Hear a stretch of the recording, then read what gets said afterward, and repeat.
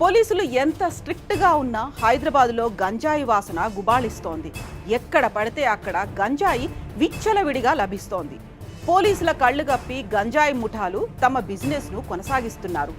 ఆ మత్తుకు అలవాటు పడిన కొందరు కాలనీల్లో స్థానికులను ఇబ్బందులకు గురి చేస్తున్నారు. తాజాగా ఇంటి ముందు న్యూసెన్స్ చేయొద్దని చెప్పిన ఓ వ్యక్తిని గంజాయి బ్యాచ్ చావబాదిన ఘటన చోటు చేసుకుంది.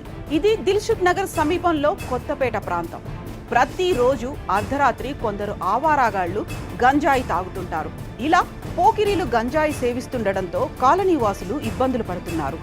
ఈ క్రమంలో తన ఇంటి ముందు గంజాయి బ్యాచ్ న్యూసెన్స్ చేస్తుంటే యజమాని జనార్దన్ కు కోపం వచ్చింది. గంజాయి తాగి గొడవ చేయొద్దని, అక్కడి నుంచి వెళ్లిపోవాలని చెప్పారు. అప్పటికే గంజాయి మత్తులో చిత్తుగా ఉన్న బ్యాచ్ కు కోపం వచ్చి ఒక్కసారిగా జనార్దన్ పై విరుచుకుపడ్డారు. ఇంటి యజమాని జనార్దన్ పై కర్రలు రాళ్లతో ఇష్టం వచ్చినట్టుగా పోకిరీలు దాడి చేసి అక్కడి నుంచి పరారయ్యారు. ఈ దాడిలో జనార్దన్ తీవ్రంగా గాయపడ్డారు. జనార్దన్ పై దాడి చేస్తున్న దృశ్యాలను కొందరు స్థానికులు సెల్ ఫోన్లో చిత్రీకరించారు. బాధితుడు జనార్దన్ ఫిర్యాదు మేరకు పోలీసులు కేసు నమోదు చేసుకుని గంజాయి బ్యాచ్ను అదుపులోకి తీసుకున్నారు.